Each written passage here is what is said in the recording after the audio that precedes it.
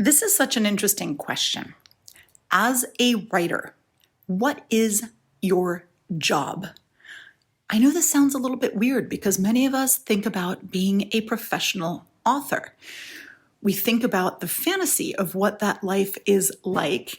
We think about this ideal of sitting at our writing desk with a wonderful cup of coffee and writing out these beautiful stories. And then maybe we're at a book signing or two, and it's really glamorous and it's really cool. And you get to live out those introvert fantasies that you have, right? The perfect job that you get to do it in your slippers and in your bathrobe if you want to. And basically, it's just really wonderful because you don't have to deal with other people. You don't have to deal with office politics. You don't have to deal with people telling you what you can and cannot do. But sadly, this is a fantasy. If you want to have a job as a professional author, you need to be professional. You need to act professional. You need to actually understand what your job is. And I thought that I would dedicate this week's episode of the How to Be an Author podcast to this whole concept because, very honestly, as a writing coach, I am super hyper focused on trying to teach writers to have a holistic approach to a writing career. As a writer, it's not enough to hone your craft. It's not enough to write well. It's not enough to be a great storyteller. There have to be all these little pieces that enter into this whole writer's job.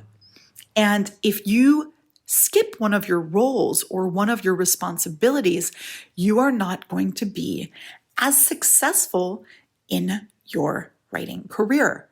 It's the other writer who maybe didn't polish their craft enough, but who actually focused on the marketing and the storytelling and the responsibility to the reader and growing in addition to just writing their book. They're the ones who are going to pull ahead as a professional author. So let's talk about all this stuff so we can dispel some of the romance, some of the myths. And don't worry, being a writer is still an awesome job. There are so many fabulous ways that you can keep learning and growing as you go in this career. But I think it's really important to talk about what does it mean to be a professional writer in 2023. If you're a writer dreaming of becoming a successful author, join me, writing coach Karenna Akavane, on the How to Be an Author podcast, your weekly source for writing information, inspiration, and motivation. Hello, and welcome to the How to Be an Author podcast. I am your host, writing coach Karenna Akavane. And as a writing coach, it is my job to take a holistic approach to your writing career to help you to see that being an author involves not only fabulous writing, but also relating to your audience, building an author platform so that you can do some excellent marketing and promotion. Yes, even if you're going to be published conventionally. And also it means continuing to grow. It means doing your research. There's so many different things that you really owe it to yourself to do. So today, let's talk about the job of being a writer or an author. And let's talk about these roles and responsibilities, the sorts of things that you might put on a resume if you were writing about what you do every day as a writer. There's a heck of a lot more to it than sitting around in your pajamas writing pretty stories, though that, of course, is a huge part of it. But again, we're thinking about the professional level. This podcast is not for people who just want to stay at the amateur level. Now, there's a huge chance that you know that you want to be a writer, but that you're not going to be an absolutely full-time writer because you have another job, or you're a parent, or you have other priorities in addition. And then you're going to have to view this as a side hustle, which is still a job. And there's just a huge difference with the way that you approach your job and the way that you approach a hobby or an interest. So think about this. When you have a job, you have a role, you have a responsibility, Because you are working for an entity that has a goal, that has probably a product or a service, and you have both of those as a writer, by the way. And then you've got these responsibilities, and also you are looking towards how to improve your job, how to improve your company at all times. And we do the same thing as a writer. So I think that this is going to be a really good way, totally low pressure, but a good way of exploring all of the different ways in which you can really improve your holistic writing platform, because there's so many different angles that many of us don't think about. And some of these things we do naturally, but then when we start to actually be more aware of what we are doing and what we do need to do, I think that we get to be a little bit more intentional. And that actually pays off big time when it comes to people viewing you as much more of a professional, which I think really helps you to sell more books ultimately, and to have more of an impact, and to see your hard work paying off. That's the other thing. When you're doing hard work in a company, for example, if you're silent and hiding in your corner, nobody knows what a kick-ass employee you are. Well, the same goes for being an author. So let's break it down today. We're going to be talking about different categories of work, different roles and responsibilities that you have. We're going to be talking about writing, including storytelling. That's really important. We're going to be talking about your responsibility to your client, the reader. We're going to be talking about marketing. And as part of the marketing, we're going to be talking about your brand and, your authenticity in your brand, because that's so valuable to people. And then we're going to talk about continuing growth in this chosen career of yours. This is so important to foster this growth concept. That's the difference between a really successful business and a less successful one, is that the successful one grows. Super, super crucial. So remember that ultimately your job as an author extends far beyond the act of writing. It's going to be encompassing that marketing your work, nurturing reader relationships, upholding a commitment to being a great storyteller for your reader, and striving for growth and connection. I think that that's so important when you're building a successful writing career. So let's start talking about the writing part. So you have probably been working on your craft for a long time, of course. This is something that authors really enjoy, right? We're always learning and always improving. Writing is one of those things. It's not like some sports where you need a certain level of fitness and where you feel like, oh, no matter how much I'm trying to practice, I'm getting worse and worse at it because I'm losing muscle tone, for example. With writing, you can keep getting better and better at it. You can learn to craft compelling stories that can improve over time. You can learn how to write a truly engaging character, and you can start to improve when it comes to captivating narratives that really resonate with your readers.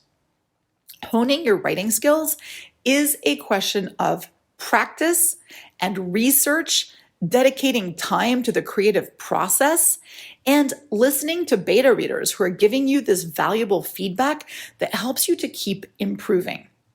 So when it comes to improving your craft, it's really hard to be an island who wants to just sit there and say, yep, this is the way I'm doing it, and I'm going to be doing it like this for life. As writers, really evolving is a real gift to yourself. And I think it really helps you to fulfill this responsibility to your reader, which is to tell stories that entertain, inspire, and provoke emotions. This makes the reading experience more meaningful for your reader, and it transports them to new worlds. It's amazing. It offers new, fresh perspectives for them, and they feel that connection on an emotional level. It has a lasting impact, and this inevitably is going to help you to sell more books, but also it really makes you feel so much better and more satisfied in the job that you're doing, because you'll be getting that feedback from your readers. Having that relationship with your readers, it's kind of the equivalent to being a business person who's getting these really great reviews for your product. And it feels so good when you know that you've done something right and that you are serving your client, i.e. your reader, in the best way possible. So always be looking for how you can improve. If you had an Airbnb, for example, you would look at the feedback from your renters, the people who came and spent some vacation time in your Airbnb, and you would read their comments and you'd be like, oh gosh, you know what? I can improve their experience by putting extra bottles of water in the fridge. And it seems like such a small thing, but it makes all the difference. Same thing goes for these things that you keep learning and practicing in your writing. Maybe you're going to join a writing group or a critique group, and that's helping you to become better. Or maybe you're hiring a writing coach or a really good editor. All of these things are investments into your business. And actually, in a future episode, I'm actually going to be talking about the professionals that we end up hiring in our writing career when we want to level up. But I feel like that's a whole other episode. But I'm going to be excited to be talking about this because so many people think of writing as something that is like, okay, it's a free way to make money. And that can be true if you're doing a lot of the things yourself, but it also can be something where you're investing into your business, and that can actually lead to more growth more quickly. So it's important to know that, definitely. But I would say that one of the best investments you can make into your writing skills is hiring a great writing coach or editor, and also investing in courses, whether they're online or at your local, extension or college. You can always learn more writing skills and really be objective with, okay, how am I performing here? Businesses always look and see what their performance is like. It's great to be able to do that on yourself. It's like a little audit for your writing career. And I love that. But many of us, I think, have implicitly understood this whole writing responsibility thing, right? We understand that we have a responsibility to the reader. They're our greatest supporters, but they can also be our greatest critic. And it's essential that you respect your reader's time and investment by delivering a high quality product. It would be the same thing if you were making something. Even if you're like a chef in a restaurant, right? You have to respect your diners, that they have spent money on coming to this restaurant. They've chosen your restaurant, and now you need to deliver a fantastic meal to them. Same thing with being a writer. You do have a responsibility to your reader. And I often talk about when you're writing a story that at the beginning of it, you make a promise to your reader, something that you're kind of teasing out. That's something that they're going to have in their experience of reading. It's really important to keep those promises. I think that's crucial. And also this whole high quality product is not just in the writing skills, but it's also in this editing process, the formatting process, and just the general presentation, right? You want to give something that looks good, feels good to read, is easy access. You want to make sure that all of that is great and that even the cover represents it well, because again, this is a business product. And so you owe it to your reader to create a cover that is going to make them be inspired to buy it. And I think it's really important to be open to feedback because, again, your reader is your client and their feedback matters more than any other feedback, for sure. Their feedback matters much more than what your mom had to say about your book or what your best friend had to say, because maybe your mom and your best friend aren't your reader. I've done a podcast episode on that before, and it's not a tragedy that your family is not your reader. It's great to find your actual reader and to have that gift of having that real client. It's like if you had a business and if your mom bought the thing you're making, that's awesome. Your mom's cool, but you want somebody else. It means more if a stranger is buying your stuff, right? That's really important. So we started talking about the craft of writing and about then the relationship with the reader and the responsibility to the reader. So I think that it's a really good time to talk about, before we talk about just the author platform and building that marketing machine in general, let's talk about your brand. Because when you are taking things seriously as a professional, you really want to create a brand. And your author brand is something that too few authors spend a lot of time thinking about. And I think it's really important to think about your brand. What does it mean when somebody is picking up a book written by you? What are they going to get? What are the immediate associations they have with your name or with your covers or with the way you write? And are you being honest and authentic? Are you genuine and true to your voice? I think that's so important to stay true to your vision. You don't want to compromise your artistic integrity for trends or commercial success, because readers definitely do value unique voices and original storytelling. But at the same time, you can be looking at what else is out there. There is such a thing as doing market research and telling yourself, okay, how does my product fit into this? How does my book fit into the current trends? And if it does seem to kind of fit into a trend that might make it be more successful, okay, does it really fit in? How can I make it be a standout in that trend? Or how do I push this new trend that I think I'm starting with my unique voice and my original storytelling? That's really important to think about. What is my brand and how is it going to evolve over time? How am I going to keep people coming to my brand, discovering my brand, and wanting to follow along with my brand, right? This is not one and done. This is a dynamic thing that changes all the time. Your job as a writer is to be continuously evolving while staying true to yourself. It's easier said than done. I know this, but it really bears paying attention to. It's totally worth it. So definitely think about, who am I as an author and how can I keep expressing that in the best way possible?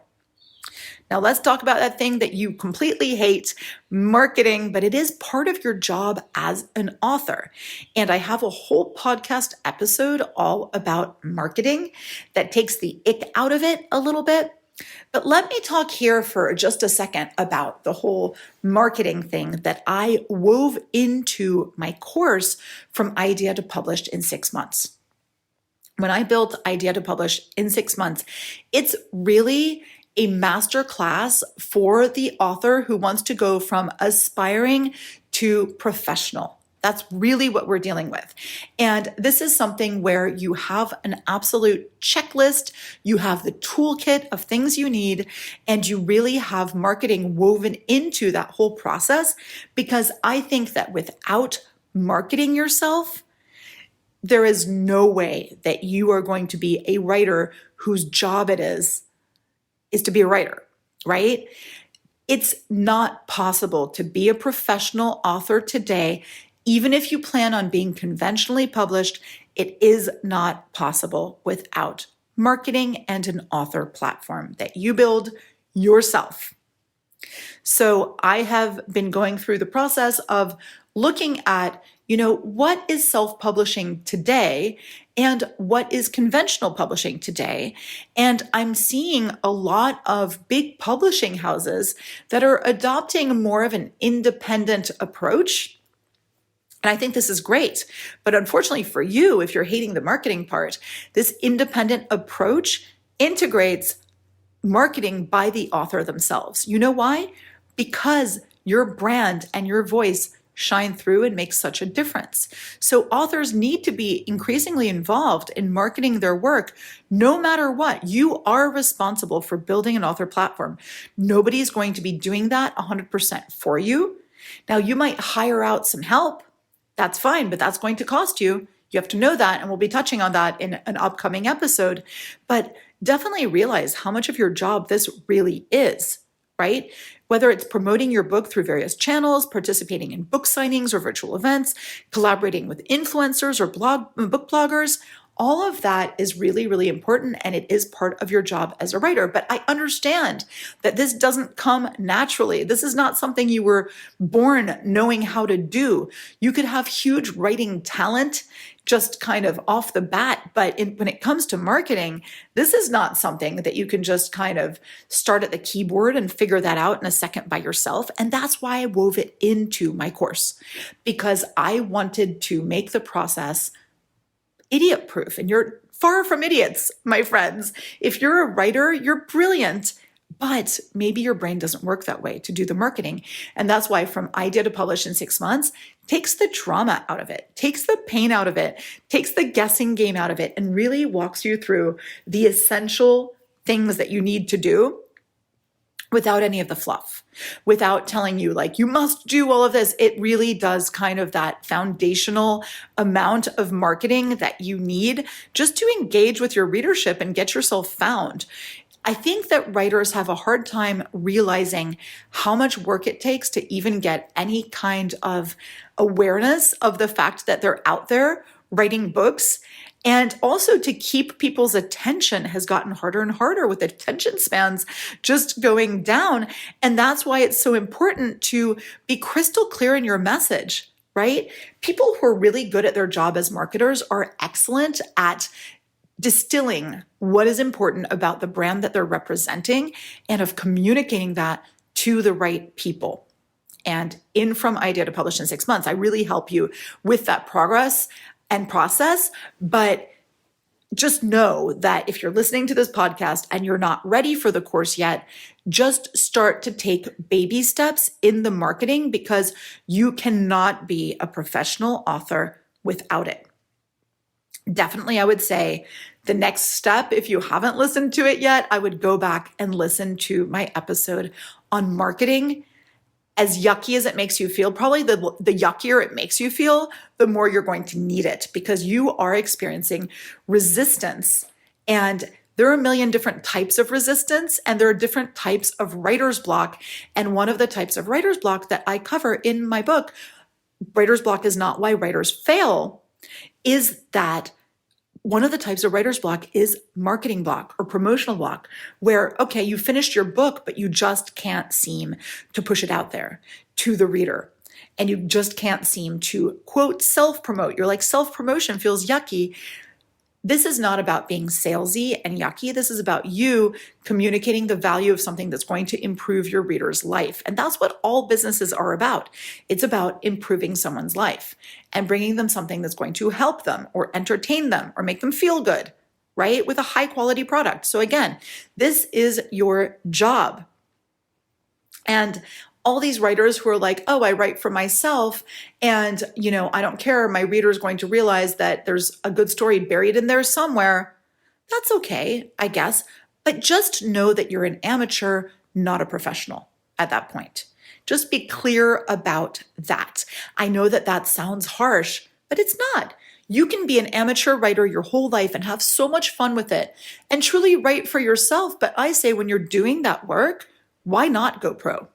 Why not try to have it be at least a side hustle?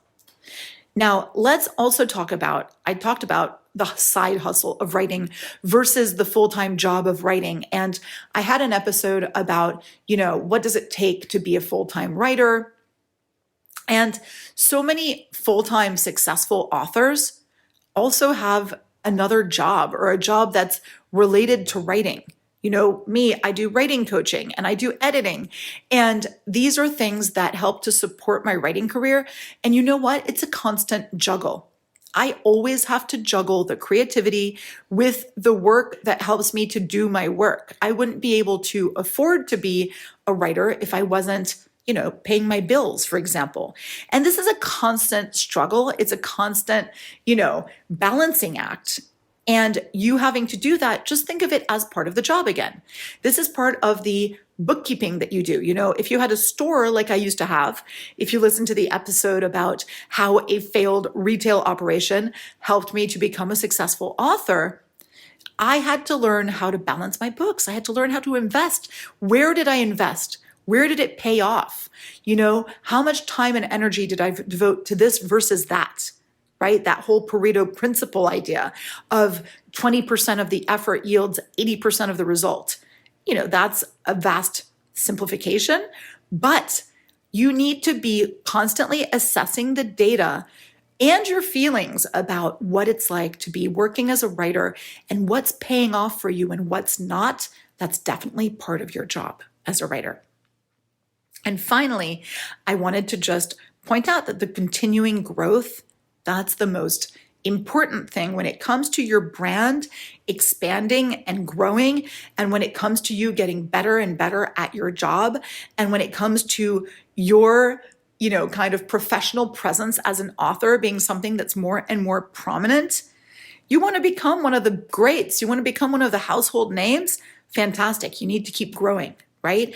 We don't start off at this high level. We don't start off as a bestseller. Selling our first book is a hard slog. It really is. And it gets easier and easier because there is growth and there is building upon a foundation. So as an author, it's crucial to embrace continuous learning and growth. Stay updated on industry trends, attend writing workshops or conferences, keep engaging in peer critique groups. You're never going to have your skills to the level where you don't need to think about improving them. And keep expanding those creative horizons. How can we expand our storytelling into new genres or new avenues? You can keep evolving as a writer while staying true to your unique style and vision. And you can keep learning new ways of marketing. You can keep learning new ways of reaching more people. I think that this is one of the fun parts because technically, usually when you start a company, for example, you start with a minimum value proposition, the simple thing that you're able to do and do well. And it's after that that you start expanding out to start offering more and more products, right? More breadth of product. And then you become this household name. So think about Amazon, which started off just with books. That's it, just books. Now, Amazon is this mega thing that does a gazillion things, sells a gazillion things. And it's completely different than what it was at the beginning. And that can be your writing career as well. So I would love to hear back from you guys. Those of you who are in Writing Coach on Demand, you can definitely tell me in office hours what you're doing to get better at your job as a writer or what you're doing to grow your career. Many of us have been working really hard on author platforms. And those of you who've been following along in the course have definitely had questions for me because, it's simple steps, but sometimes following even simple steps takes a little bit of talking with somebody who's there to guide you, i.e. some kind of a professional coach, people who are, high performing professionals in their fields. They usually hire career coaches.